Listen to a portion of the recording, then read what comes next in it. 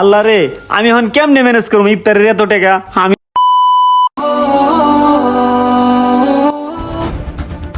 আব্বা, আরে বাবা, তুই এই টাইমে দোকানে? আব্বা, আজকে তো 22 রোজা। আমি আমার সব বন্ধুকে দাওয়াত দিছি, ওরা আজকে আমার বাসায় ইফতারি করতে আসবো। কি কস বাবা, তুই এত বড় একটা সিদ্ধান্ত নিছস, তুই আমার একটা বারো জানাবি না? বাবা, তোমার আমি কেমনে করে কইমু? আমি তো আমার বন্ধুদের বাসায় 15-16 দিন ধরে ইফতারি করতেছি, তো আমি আমার বন্ধুদের আমার বাসায় ইফতারি করামু না? বাবা রে, তুই এটা কি কইতাছস? তোর বন্ধু রইলো বড় লোক মানুষ, ওদের বাসায় যদি তুই প্রতিনিয়ত ইফতারি করস, তাও ওদের কমতি পড়বো না। আমি তো গরিব মানুষ, আমার কাছে তো এত টাকা নাই, আমি এখন এত টাকা কই পামু? বাবা, আমি এত কিছু জানি না। তুমি কারখানায় কাজ করো না? তুমি তোমার মাহাজনের বইলা টাকা নাও। বাবারে, এখন রমজান মাস, মহাজনের ব্যবসা বাণিজ্য ভালো চলতেছে না, তার কাছেও টাকা পয়সা নাই। তুমি কি করবা না করবা এটা আমি জানি না। আজকে সন্ধ্যাবেলা আমার বন্ধুরা আইবো, তুমি ইফতারি ব্যবস্থা করো, আমার যেন অসম্মান না হয়।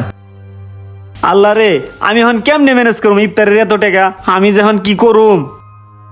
এই স্বপন ভাই, জি মহাজন। এদিকে আসেন তো। আইতাছি মহাজন। জি মহাজন, বলেন। স্বপন ভাই, একটা ছেলে দেখলাম তোমার কাছে আসলো, ছেলেটা কে? মহাজন, আমি আপনাকে বলছিলাম না, আমার একটা ছেলে আছে, এটাই আমার ছেলে। ও, তো তুমি আমার কারখানায় এতদিন ধরে কাজ করো, কই তোমার ছেলে তো আগে কখনো কারখানায় আসেনি, আজকে হঠাৎ করে কারখানায়? মহাজন, আর বললেন না, আমারে না জানায় ওর বন্ধুদেরকে আজকে আমাদের বাসায় ইফতারের দাওয়াত দিছে। ও, সমস্যা কি? ইফতারের আয়োজন করো। মহাজন, আমরা হইলাম গরিব মানুষ, আমরা কি ওদেরকে ইফতারি করাইতে পারবো? আমার কাছে একটা টাকাও নাই। ও, তোমার কাছে টাকা পয়সা নাই, তুমি আবার আমার কাছে টাকা পয়সা চাইও না। দেখতেছো তো ব্যবসা বাণিজ্যের অবস্থা ভালো না, আমার কাছেও টাকা পয়সা নাই। আচ্ছা যাও, তুমি এখন কাজ করো। আচ্ছা ঠিক আছে মহাজন। স্বপন ভাই আমার এটা কি শুনাইলো, দেহি আমারে কিছু একটা ব্যবস্থা করার লাগবো। এই গরম গরম আহে না, ইফতারি লয়ে যান, ইফতারি লয়ে যান। আসসালামু আলাইকুম ভাই। ওয়ালাইকুম আসসালাম। ভাই ইফতারি লাগবে নাকি? হ ভাই, ইফতারি কিছু লাগতো।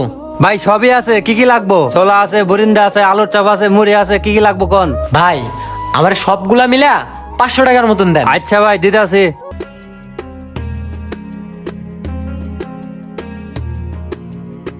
এই যে লন ভাই আপনার ইফতার দেন ভাই।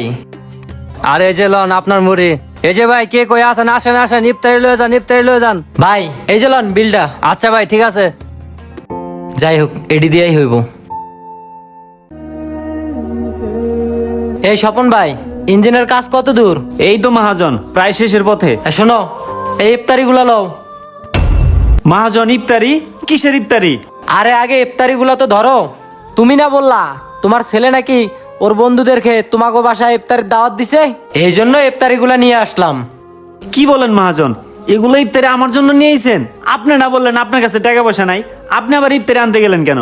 শোনো স্বপন মিয়া, যতই আমার কাছে টাকা না থাকে, আমি কি তোমার বিপদে আপদে দাঁড়াবো না? তুমি কেমনে ভাবলা আমার প্রতিষ্ঠানে চাকরি করা তোমার অসম্মান হবে? তোমার ছেলে আবদার করেছে তোমাদের বাসায় তার বন্ধুদেরকে ইফতারি করাবে, আর তুমি যদি এতটুকু না করতে পারো, তাহলে তুমি তোমার ছেলের কাছে এবং তার বন্ধুদের কাছে তো ছোট হয়ে যাবে।